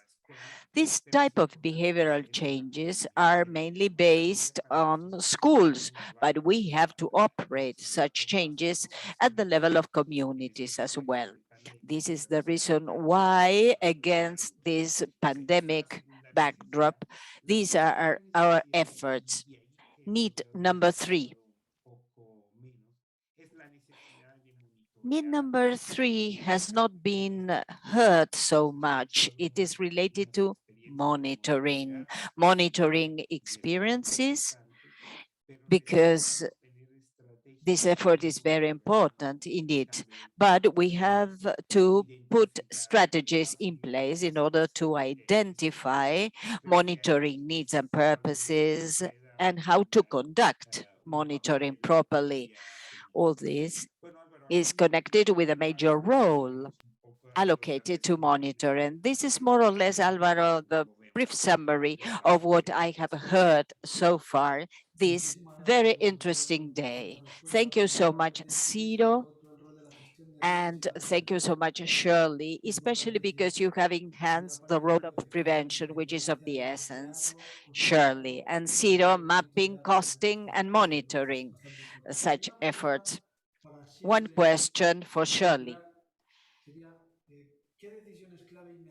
Which key decisions, immediate decisions, should take the ministers of education to make hand washing universal in schools and also to fulfill the SDGs 30? Key decisions, prompt key decision, has to do to involve different environments. Number one, to strengthen an educational policy covering good prevention practices such as hand washing, and treat all these in a comprehensive way in order to ensure clean water and, of course, safe hygiene vis-a-vis the COVID-19 emergency. We have to face major challenges, not only educational, but also human. So we should adapt our behavior to specific needs that have been identified. We as Ministry of Education should strengthen this model. How can we respond to these needs? Well, by guaranteeing the right to education in the midst of a crisis. All these interventions will allow us, ministries of education at national and world level, to continue to promote our mission to guarantee quality development of education by guaranteeing safety in all territories.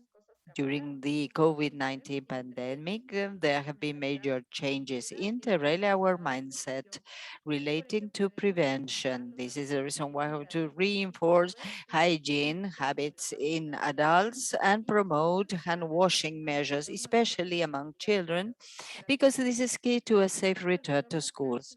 And if we want to have face-to-face classes, we have to reactivate education in Latin America.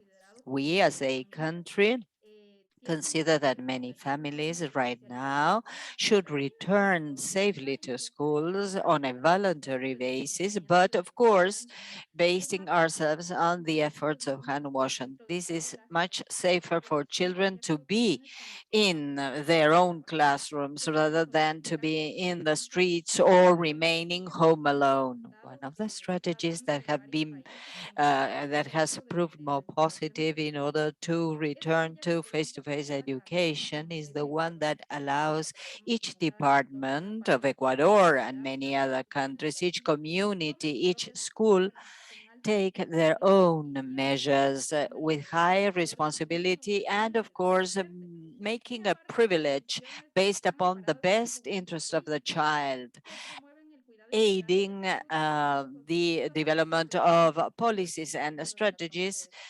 that are concerned with decision making at the level of governments and communities. Safe return to school also require minimum standards such as infrastructures, access to clean water, hygiene, and also to set priorities all the time concerning students. On the one hand, taking into account their own environments, whether mental, physical, emotional.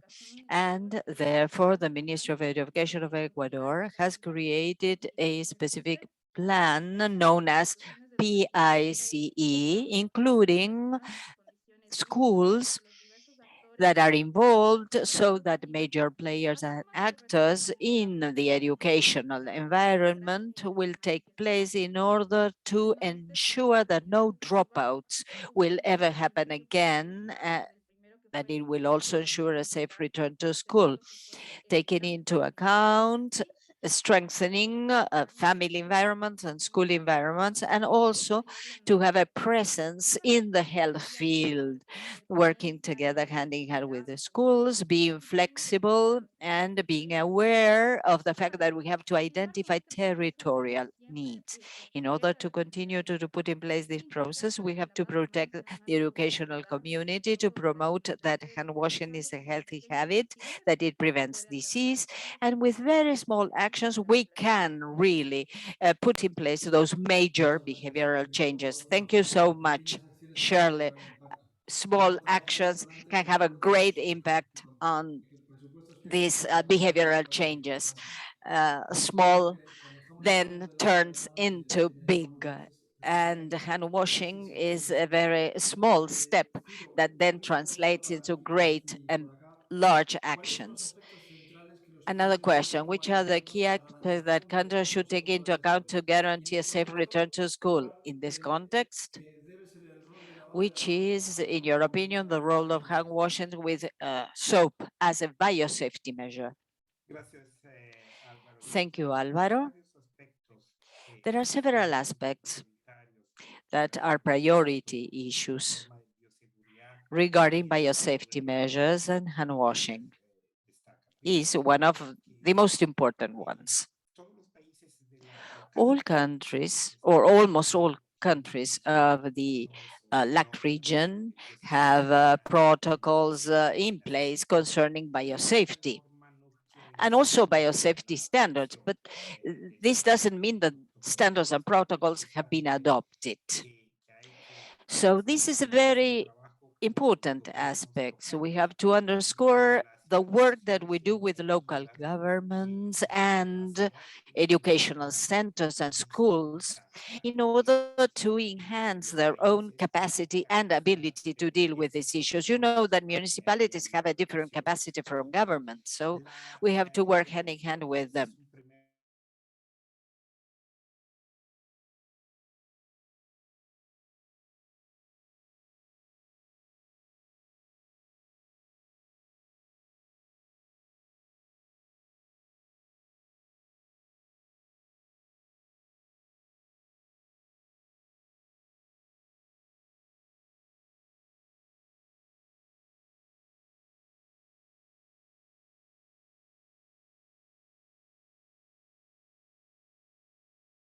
Que puedan tomar buenas decisiones y capacitarlos sobre, digamos, la adopción de esto. Regarding the urgent need to adopt such protocols, biosafety protocols and standards, including hand washing. And number three,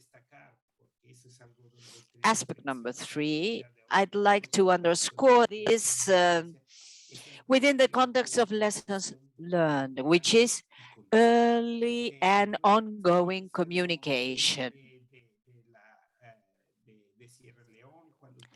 Taking into account the Sierra Leone experience, we can state that if we take into account parents want the children to go back to school only if and when safe conditions are guaranteed between them and the school, them and the educational communities. So communication is of the essence in this regard. As you can see, therefore, within the LAC region, it is very important for us to go the extra mile to improve and enhance communication. Thank you, Ciro.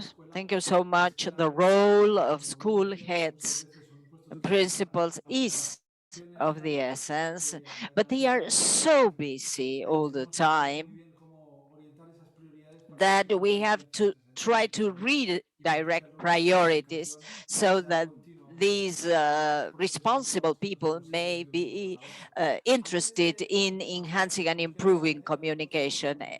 I would like to thank you both for your presentation. We are going to close this panel session, and we have been more than 456 participants, a record high participation.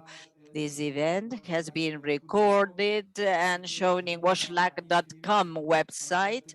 So please register so that you can have access to all this material once you are registered.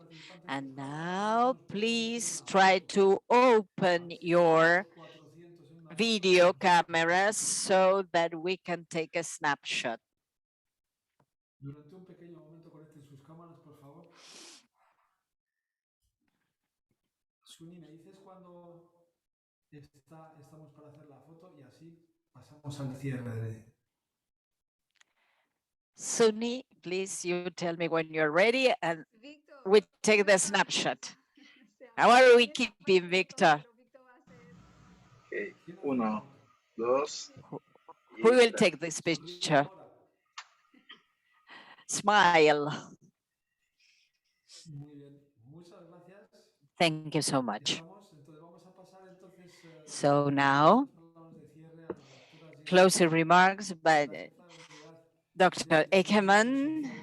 Jerry will, of course, give us closing remarks. As a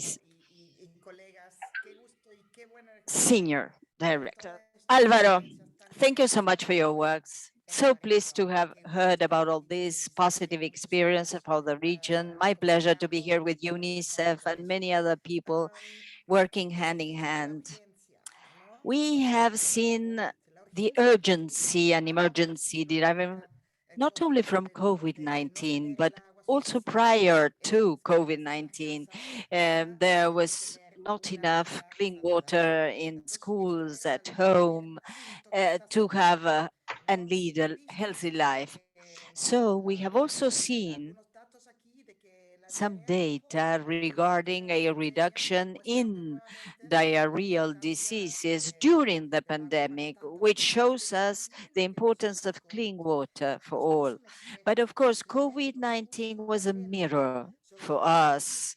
It put a specific lens on the deficits that we have as societies and communities, huge gaps and divides, those who have and those who have not water available. So I think that in such an inequitable region as the Americas, this issue is of the essence. On the other hand, COVID has also been difficult to be controlled. Many people could not follow all these public health measures, such as hand washing or staying at home because they didn't have clean water or they didn't have an appropriate home where to stay.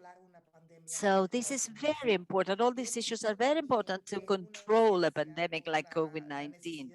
And the emergency and urgency of children and adolescents to go back to school in a safe fashion is also another important thing, especially those that are highly vulnerable because of the type of life that they lead.